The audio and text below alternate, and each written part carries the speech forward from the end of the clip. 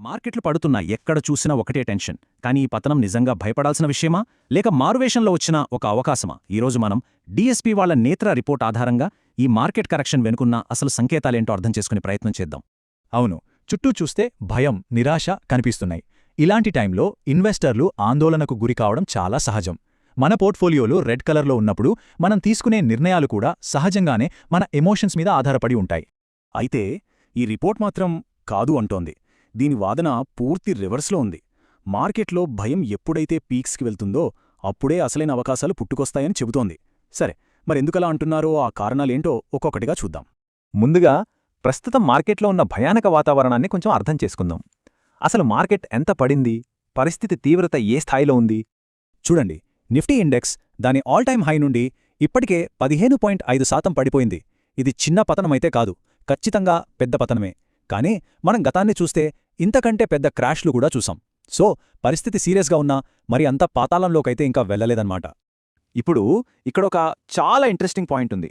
అదే market breadth, అంటే market ఎంత విస్తారంగా పడిపోతోంది అని. విషయమేంటంటే, అమ్మకాల ఒత్తిడి అనేది కేవలం కొన్ని పెద్ద స్టాక్స్ మీద మాత్రమే లేదు, ఆల్మోస్ట్ అన్ని స్టాక్స్ పడుతున్నాయి. దీనివల్ల మనకేం అర్థమవుతుందంటే, ఇన్వెస్టర్లు లాజిక్తో కాకుండా భయంతో, ఎమోషన్తో అమ్మేస్తున్నారు. సరే, మార్కెట్ అయితే పడింది. మరి ఈ రిపోర్ట్ ఎందుకు దీన్ని ఒక అవకాశంగా చూస్తోందో చూద్దాం. ముందుగా వాల్యుయేషన్స్ గురించి మాట్లాడుకుందాం. అంటే మార్కెట్ ధర ఎలా ఉందని. ఫైనాన్స్లో ఈ పీఈ రేషియో అనేది చాలా కీలకం. సింపుల్గా చెప్పాలంటే ఇది ఒక స్టాక్ యొక్క ప్రైస్ ట్యాగ్ లాంటిది. అంటే ఆ కంపెనీ సంపాదించే ప్రతి రూపాయికి మనం ఎంత ధర పెట్టడానికి సిద్ధంగా ఉన్నామని ఇది చూపిస్తుంది. పీఈ తక్కువగా ఉంటే స్టాక్ చౌకగా ఉన్నట్టు, అదే ఎక్కువగా ఉంటే ఖరీదుగా ఉన్నట్టు లెక్క. మరి ఇప్పుడు మన నిఫ్టీ పీఏ ఎంతుందో తెలుసా? అది తన లాంగ్ టర్మ్ యావరేజ్ అయిన 18.9 దగ్గరకొచ్చేసింది. అంటే మార్కెట్ ఇప్పుడు ఓవర్ ప్రైస్డ్ కాదు, ఒక ఫేర్ ప్రైస్, అంటే ఒక సరసమైన ధరకు దొరుకుతోందన్నమాట. ఈ రిపోర్ట్లో ఒక అద్భుతమైన కోటుంది. ఒక యావరేజ్ కంపెనీని అద్భుతమైన ధరకు కొనడం కంటే ఒక అద్భుతమైన కంపెనీని సరసమైన ధరకు కొనడం చాలా ఉత్తమమని. అంటే ఇండియా అనేది ఒక అద్భుతమైన హై క్వాలిటీ మార్కెట్. అలాంటి మార్కెట్ ఇప్పుడు మనకు ఒక సరైన ధరకు దొరుకుతోంది. దీనికి తోడు మరో పాజిటివ్ విషయమేంటంటే, ఈసారి మన ఇండియన్ కంపెనీల బ్యాలెన్స్ షీట్లు చాలా బలంగా ఉన్నాయి, అప్పులు తక్కువగా ఉన్నాయి. గతంలో మార్కెట్ పడ్డప్పటి పరిస్థితి వేరు, ఇప్పటి పరిస్థితి వేరు. ఇది భవిష్యత్తులో లాభాలు పెరగడానికి బాగా హెల్ప్ అవుతుంది. సరే, ఇప్పుడు మరికొన్ని ఇంట్రెస్టింగ్ సిగ్నల్స్ చూద్దాం. చూటానికి ఇవి నెగిటివ్గా అనిపించినా ఈ రిపోర్ట్ ప్రకారం ఇవి పాజిటివ్ సంకేతాలు అన్నమాట. వీటిని కాంట్రా సిగ్నల్స్ అంటారు. మార్కెట్లో కొన్ని అరుదైన విషయాలు జరిగాయి. ఒకటి, నిఫ్టీ వరుసగా 4 నెలలు నష్టపోయింది. 2, డాలర్లలో చూసుకుంటే దాదాపు 4.5 ఏళ్ల లాభాలు మొత్తం మాయమైపోయాయి. ఇక 3, మార్కెట్లో భయాన్ని కొలిచే విఐఎక్స్ ఇండెక్స్ 25 లెవెల్ దాటి పైకి వెళ్ళిపోయింది. వినడానికి ఇవన్నీ బ్యాడ్ న్యూస్ లాగే ఉన్నాయి కదూ. కానీ చరిత్ర ఏం చెబుతోందంటే, చరిత్రను చూస్తే మార్కెట్ ఎప్పుడైతే అలా వరుసగా 4 నెలలకు పైగా పడిందో ఆ తరువాత వచ్చే సంవత్సరంలో చాలా స్ట్రాంగ్ రిటర్న్స్ ఇచ్చింది. అంటే ఒక పెద్ద పతనం తరువాత ఒక పెద్ద పుంజుకోవడం కూడా ఉంటుంది. జెరెమీ గ్రాంథమ్ చెప్పిన ఈ వ్యాంపైర్ ఫేజ్ అనే కాన్సెప్ట్ ఇక్కడ సరిగ్గా సరిపోతుంది. విఐఎక్స్ ఇండెక్స్ బాగా పెరగడమంటే మార్కెట్లో భయం పీక్స్కి చేరిందని అర్థం. అందరూ భయపడి అమ్మేస్తున్నప్పుడు బేర్ మార్కెట్ తన చివరి దశలో ఉందని ఇది సూచిస్తుంది. ఇక అది చనిపోవడానికి సిద్ధంగా ఉందని అర్థం చేసుకోవాలి. ఓకే, మార్కెట్ పరిస్థితి, సిగ్నల్స్ అన్నీ అర్థం చేసుకున్నాం.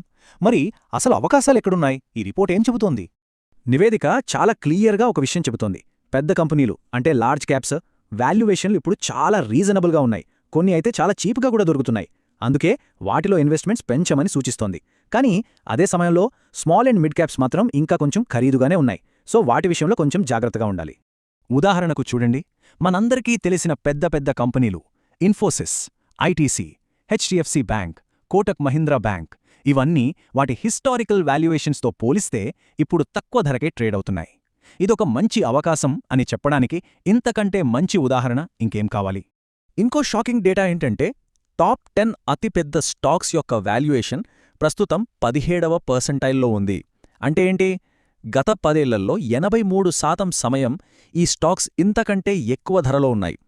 ఇంత తక్కువ వాల్యుయేషన్స్ మనం 2016, 2020 లాంటి భయంకరమైన మార్కెట్ క్రాష్ సమయాల్లో మాత్రమే చూసాం. అంటే ఇది ఎంత అరుదైన అవకాశమో అర్థం చేసుకోవచ్చు. సరే, ఇదంతా మార్కెట్ అనాలిసిస్. కానీ అసలైన ఛాలెంజ్ మార్కెట్లో కాదు, మన మైండ్లో ఉంటుంది. ఇప్పుడు దాని గురించి మాట్లాడుకుందాం. ఈ రిపోర్ట్ ప్రకారం ఇన్వెస్టర్లలో ఒక కామన్ ప్రాబ్లం ఉంటుంది. దాన్ని ఎక్స్ట్రాపోలేషన్ అంటారు. సింపుల్గా చెప్పాలంటే, మార్కెట్ పడుతుంటే అది ఎప్పటికీ ఇలాగే పడుతూ ఉంటుందని అనుకుంటాం. అదే పెరుగుతుంటే ఎప్పటికీ పెరుగుతూనే ఉంటుందని భ్రమపడతాం. ఈ ఆలోచనా విధానమే మనల్ని తప్పుదోవ పట్టిస్తుంది. అందుకే ఈ రిపోర్ట్లోని ఈ ఒక్క వాక్యం మొత్తం విషయాన్ని చెప్పేస్తుంది. ఇన్వెస్టర్లకు నిజమైన సవాలు అనాలిసిస్లో లేదు, వాళ్ల ప్రవర్తనలోనే ఉంది అని. కాబట్టి చివరిగా మిగిలే ప్రశ్న ఒక్కటే. చుట్టూ ఇంత గందరగోళం, ఇంత భయం ఉన్నప్పుడు డేటా మనకు ఒక సిగ్నల్, ఒక అవకాశాన్ని చూపిస్తుంటే ఆ సిగ్నల్ని మనం అందుకోగలమా?